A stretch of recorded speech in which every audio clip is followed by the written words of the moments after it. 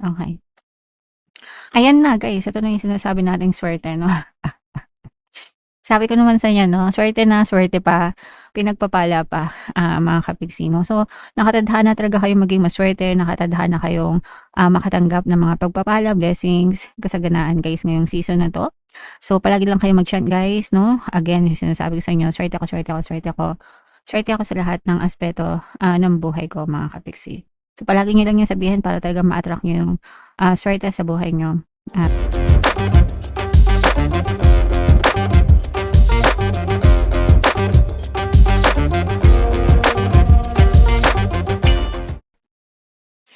hello guys, hello Cancer. Welcome back to Pinoy Pixie Tarot. Ang pamagat ng episode natin for tonight is monthly check-in para ngayong May para sa Cancer, Sun, Moon, Rising sign, and Venus. If in case guys, hindi kayo nakaresonate dun sa monthly horoscope nyo, pwede nyo panoorin tong video na to. Baka nandito yung energy nyo mga kapixie. So, unahin natin to guys. Ito yung mga angel messages para sa inyo. So, yung first message natin guys, wag kayong matakot na i-challenge yung sarili nyo mga kapiksino. Kasi minsan, kapag nasa comfort zone tayo, nasasanay tayo na ganun lang and ganun-ganun lang, paulit-ulit lang yung nangyayari sa buhay natin. Pero marami pa kayong pwedeng maging potential sa buhay nyo. Wala din naman masama guys 'no, na makontento kayo sa comfort zone nyo. Kaya nga siya tinawag na comfort zone kasi komportable yung buhay nyo. Pero kung gusto nyo pa ng, mas maunlad, mas maasenso, na buhay, okay lang din guys 'no, na mag-try na lumabas ng comfort zone. So, for some of you guys 'no, ine-encourage kayo na, sumubok pa kayo, ng iba, mag-try pa kayo ng iba. Malay niyo nandun pa yung ikauunlad at ika-aasenso, ng buhay niyo mga kapiksi, okey? Alright. Another message guys, meron tayong orphan. Ito guys, feeling niyo nangungulila kayo, feeling niyo nag-iisa kayo, feeling niyo wala kayong kakampi sa buhay. Magre-resonate dito guys yung mga kapiksi natin na OFW, yung mga nangungulila sa mga mahal nila sa buhay, mga kapiksi kasi malayo sila sa, pamilya nila, nagtitiis sila, nagsasakripisyo para mabigyan ng magandang buhay yung pamilya nila sa Pilipinas. It makes sense mga kapiksi kasi, nagtitiis sila ng malayo, nahihirapan para lang, makapagpadala, para lang, mapagaan yung buhay ng mga, kapiksi or pamilya nila sa Pilipinas. And yung iba naman, guys parang feeling niyo nag-iisa kayo, wala kayong kakampi sa buhay. Yung mga breadwinners 'to usually guys makaka-resonate din sila diyan. Na parang feeling nila, pasan-pasan nila yung, daigdig, mga kapiksi, okay? So, you have to understand guys, you're not alone, you were never alone, and you will never be alone. Lahat tayo may spirit guides, mga kapiksi, and yung mga gabay natin, nandiyan lang yan, palagi natin kasama. So, hindi talaga kayo nag-iisa guys, okay? So, magdasal lang kayo guys. And even yung anino nyo guys 'no, palagi nyo rin 'yan, kasama, mga kapiksi. Okay. So hindi kayo nag-iisa talaga guys. Another message, wow, ito yung swerte mga kapiksi, nakatadhana kayong, maging maswerte sa buhay niyo. So titingnan natin kung may lalabas na swerte dito sa deck na 'to guys, pero ibig sabihin nito nakatadhana kang maging maswerte, kapiksi ngayong buwan ng Mayo. So i-main-main niyo na 'yan guys, sa comment section. Mine swerte, mine good luck, mine good fortune. And sabi ko naman sa inyo guys, palagi lang kayo mag-affirm sa swerte. Swerte ako, swerte ako, swerte ako, swerte ako sa lahat ng aspeto ng buhay ko. So, yan yung lucky chant, no? Chant for good luck na palagi kong sinasabi mga kapiksi.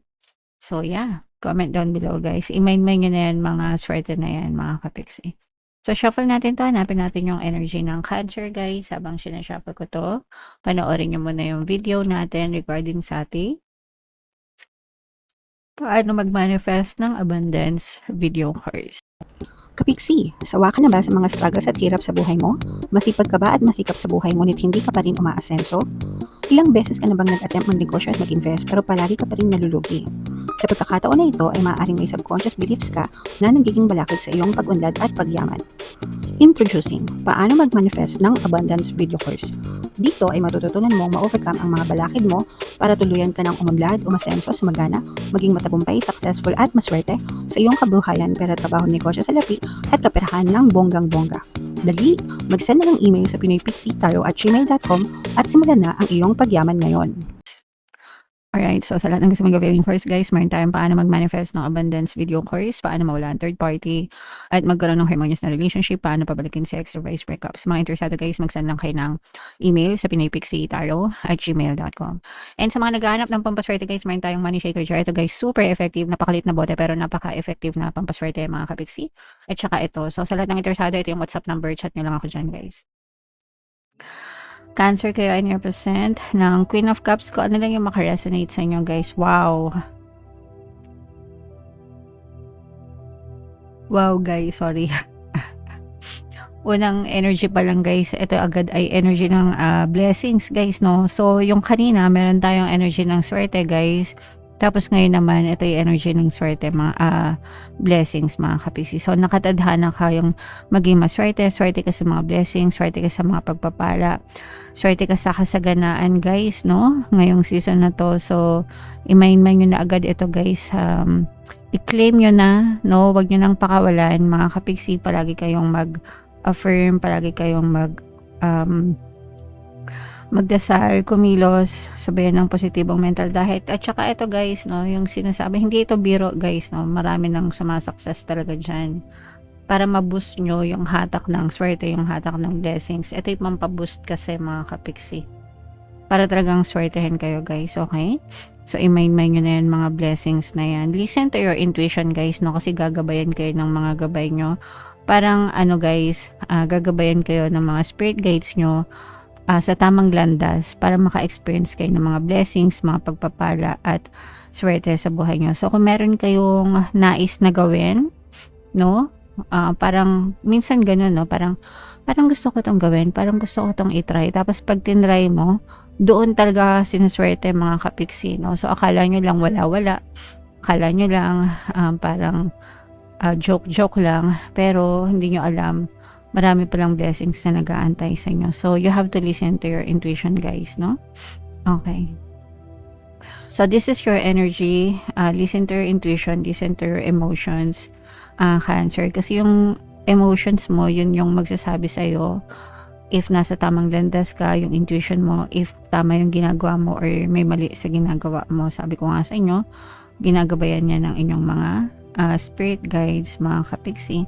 May mga pagsubok. Ito guys, ang nararamdaman ko dito, mabubunot, no? Mabubunot yung mga tinik sa dibdib nyo unti-unting. Yung iba sa inyo guys, no, kaya kayo, ito, feeling nyo orphan kayo, feeling nyo nangungulila kayo.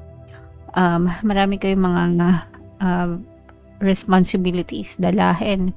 Especially mga breadwinner guys. Pero unti-unting nabubunot yung mga tinik. Ibig sabihin, unti-unting gagaan yung mga pakiramdam nyo, unti-unting gagaan yung mga responsibilities nyo guys. So wag kayong masyadong mag-worry mga kapiksi, no? Know and understand na hindi kayo papabayaan ng universe and malalagpasan nyo lahat ng mga problema na pinagdadaanan nyo. Eto, no? Ibig sabihin nito, don't worry guys, no? Magkakaroon kayo ng peace of mind, kapayapaan.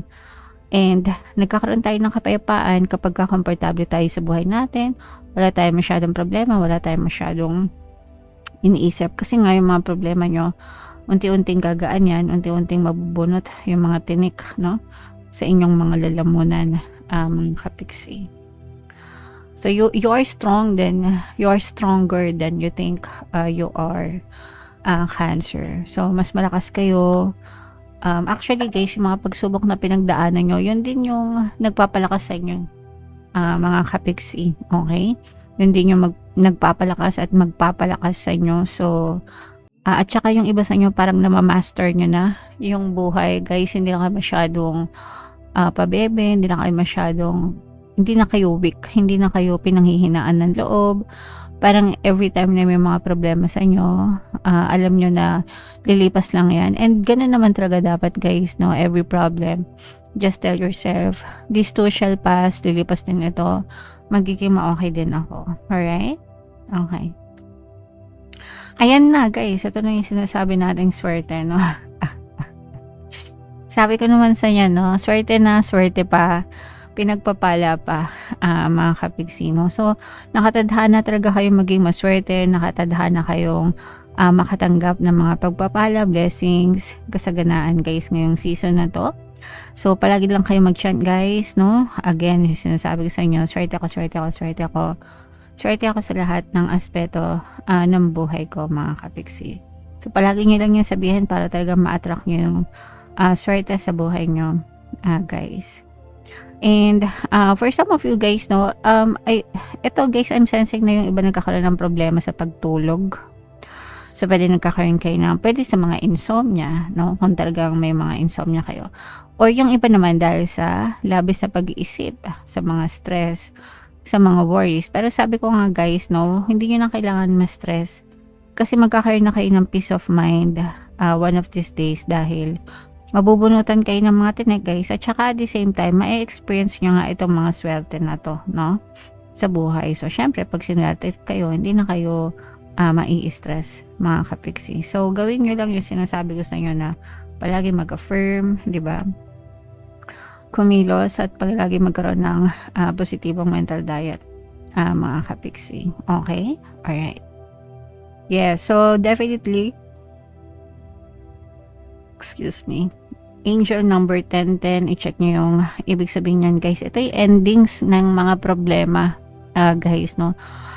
Marami kayong problema, marami kayong mga tinik sa dibdib, pero these are also endings. Ibig sabihin, magtatapos guys yung mga challenges, yung mga problema, yung mga bigat ng inyong kalooban, mga kapigsi. So kapag nabunot yan, mga tinik na yan, maiibsan yung mga kahirapan nyo, yung mga kahirapan ng kalooban nyo, and magiging ma-okay din kayo guys. And doon na papasok yung magaan na daloy ng swerte at mga biyaya sa buhay nyo. Again guys, nakatadhana kayo maging maswerte, so wag niyong pakawalan tong mga swerte na to, i-claim nyo na yan guys, no, sa comment section at sa buhay nyo din, mga kapigsi.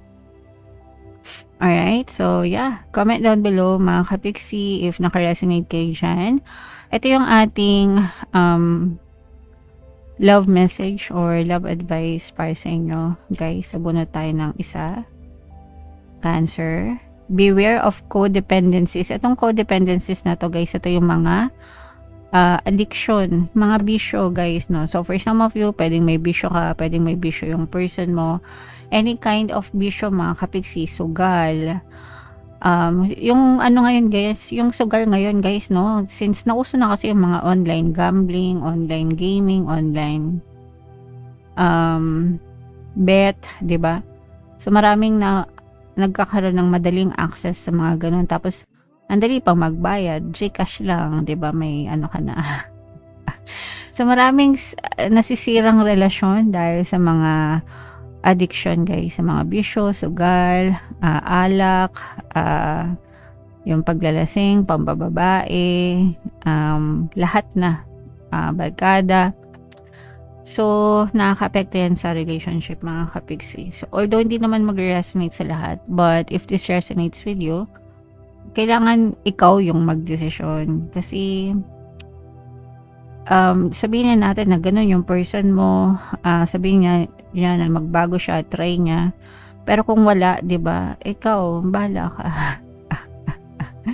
May karapatan ka na tumakbo mula dyan sa relasyon na yan, kasi mahirap gamutin yung mga addiction na yan, mga kapigsi, kung walang willpower yung tao na na-addict. Okay, so you have to save yourself guys, no, you have to save yourself.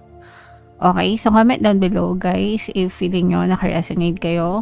And eto guys, blessing, swerte, no? Lahat yan, nakatadhana yan for you. I-mind nyo na sa comment section. For more tarot readings, ito yung playlist nyo. Ito naman yung ating success stories ng paano mag-manifest ng abundance video course. Panoorin nyo itong video natin guys about money shaker jars, Thank you for liking, sharing, and subscribing. See you next time. I love you all. Have a nice day. Bye-bye.